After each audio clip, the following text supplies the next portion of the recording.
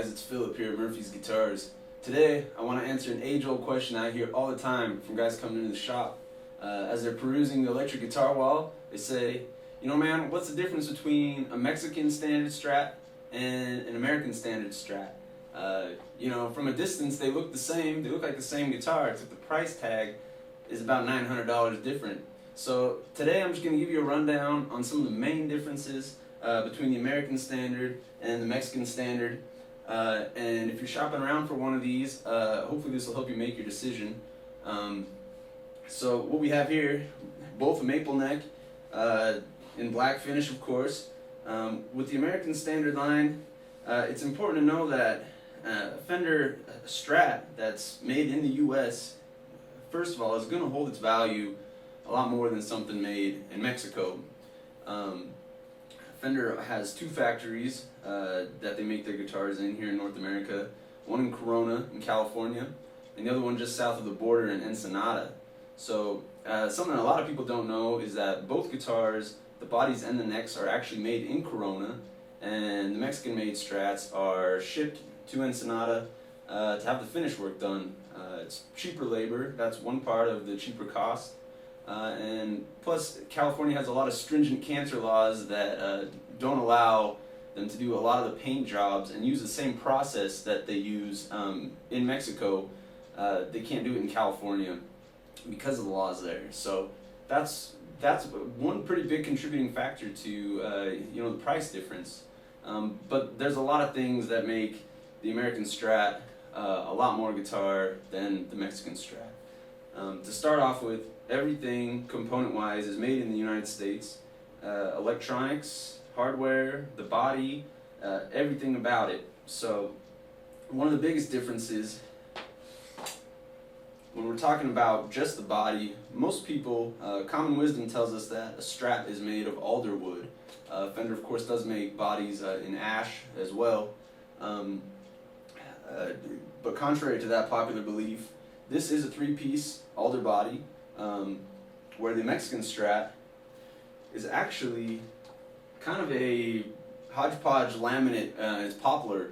So some of the Mexican line stuff in between, like the 50s player Strat, that is going to be an alder body, but the base model Mexi Strat right here, this is actually poplar pieced together, sometimes as many as 5 pieces.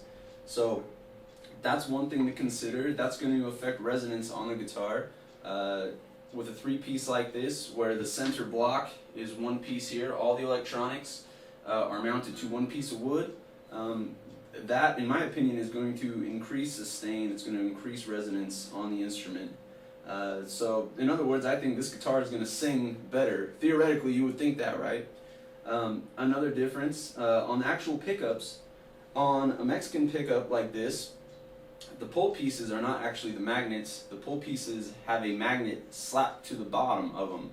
So there's about a rectangular strip that's on the bottom of the single coil pickup, creating the magnetic field through the pull pieces. So in other words, you're not going to get as true of a voice from the strings on your guitar as you would on an American Standard. On American Standard, the pull pieces themselves are the magnets. So that's another big difference. When it comes down to it, I'm going to play these guitars a little bit, and when it's all said and done, I'll let you decide what you think sounds best, and we'll see if we can hear a big difference.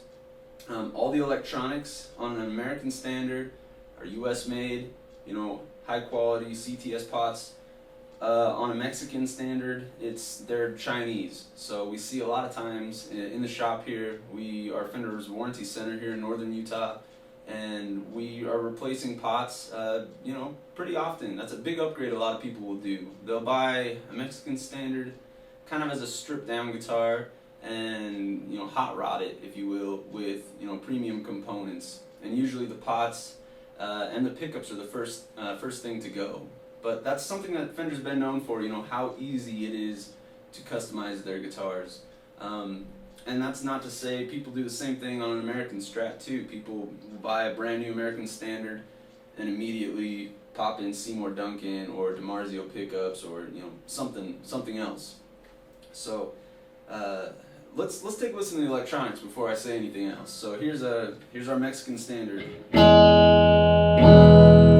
the way, we're playing through a 68, the vintage modified. This is the Princeton Reverb.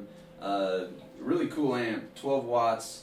It deserves a demo all on its own. We'll get around to that later, I hope. So.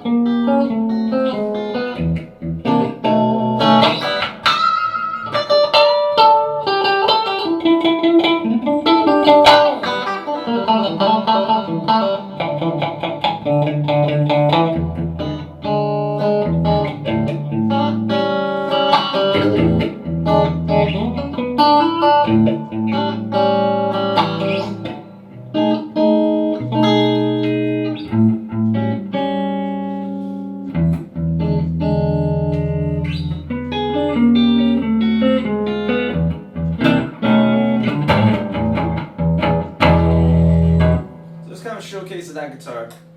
We'll play it some more in a sec. Let's hear the American Standard. On some of my last reviews, someone made the funny comment that I wasn't playing cliche bluesy licks, so today I thought I would do exactly that.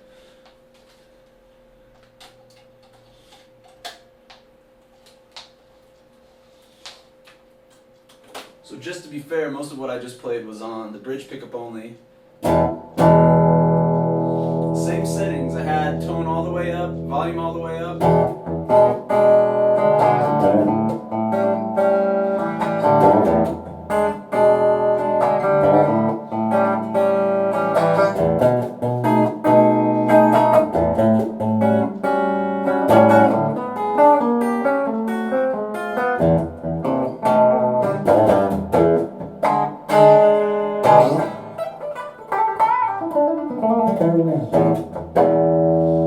My personal favorite selection on the Strat is one click up, a mix between the middle and the bridge pickup. I feel like you get a really transparent sound out of the guitar that way.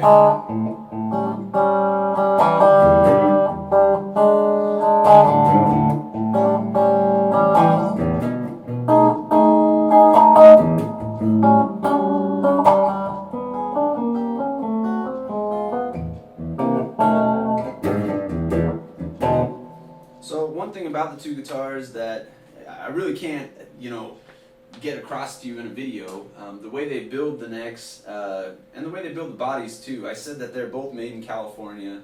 These are cut on CNC machines and then shipped over, to Ensenada. They're kind of a cookie cutter sort of thing. So every single Mexican Strat that you pick up is more or less gonna, play the same way, feel the same way.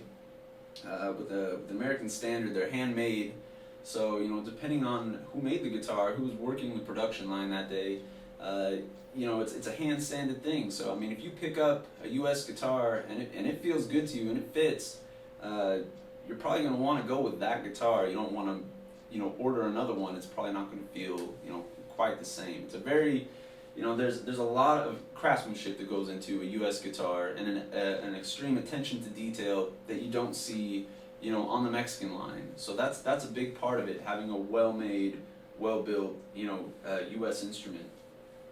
One of the things that they do on the necks different than the regular Mexican Standard, they both have a dual-action truss rod. On the U.S. guitar, they have a break in the truss rod about halfway down where it allows you, and especially from my point of view, if I'm doing a setup on a guitar, this allows me to have more control over how flat I'm able to make the neck. So not only does the neck flex in the lower half of the frets, but also flexes in the upper half. So a lot of guitars end up with a heel bump, where this section of the guitar will move, one way or the other, but this section kind of stays still. That's kind of how they fix that problem. On all U.S. guitars, we have that connection in the middle that gives us flex across the entire neck, So when we make a neck adjustment, that thing sits flat, you know, as flat as it possibly can be, where this just has the traditional style truss rod that doesn't allow us to have that control. So that's another huge difference. Another thing, Mexican standards don't have what we call a micro tilt neck adjustment. There's a hole on the back of the neck plate here that actually allows us with a set screw to pitch the neck back or forward so that it has the proper angle to the body, where the only way to achieve that on a Mexi Strat or most other bolt-on guitars, you know, Fender or not, we have to do it by shimming, and that's not near, you know, we can't get it as perfect as we can with this. So another big difference between an American and a Mexican guitar. The tuning machines on an American guitar are staggered, which allows a more proper angle behind the nut, so that this guitar is going to stay in tune, you know, better than its Mexican counterpart. This just has the regular tuning machine on it. I mean, by all means, this guitar stays in tune and is going to be a workhorse instrument. If you're just looking for a good, you know, guitar that you can hit the stage with, and if you put a nick in it, you're not going to really sweat it, you know. But if you want something that's going to really last, you know, for a long time, something that's going to hold its value, more of a collectible instrument, the American guitar is probably going to be the way to go. So I'm just going to finish up. I'll play a couple licks on both guitars, and you can decide for yourself, you know, whether or not you think one or the other is going to be the guitar for you. There's a lot of stuff in the Fender line in between that I haven't talked about. So there's an American Special, which is between the two guitars price-wise. And this is the base price. This is the base model Mexican guitar. There's a ton of guitars above it, up into the $1,000 range. So Fender gives you a lot to choose from. If you're looking for a certain guitar, feel free to call us down here at the shop. All of our info is down written below. Most of the stuff we have in stock, and if not, we can order it for you on a dime. So one more quick playthrough. We'll play through some of the other pickup selections.